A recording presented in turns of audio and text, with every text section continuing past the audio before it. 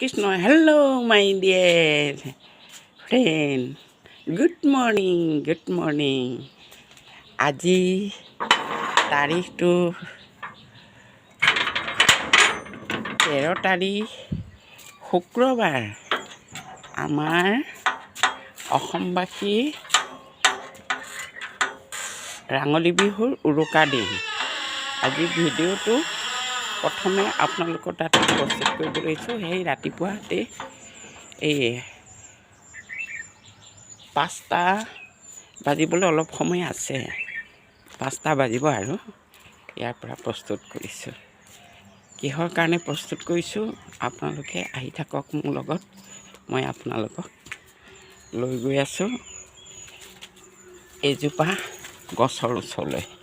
গছজোপা ৰাতিপুৱা শুই উঠি আমি সৰ্বপ্ৰথমে কি কৰোঁ, সকলো অসমবাসী ৰাইজে জানেই নহয়। মই আহি আছোঁ ঘৰৰ পিছফালে। প্ৰথমতে উঠিয়ে ভগৱানৰ নাম লৈ বিচনাৰ পৰা উঠি তাৰপিছত মুখখন একজলি জল লৈ পানী লৈ আমি মুখখন ধুওঁ আৰু তাৰপিছত কি কৰোঁ, এই দাঁতোন আগৰ সকলে দাঁতোন কৰে। এতিয়া সেই দাঁতোন কৰিবৰ কাৰণে মই এই নিম গছজোপা ওচৰলৈ আহিছোঁ।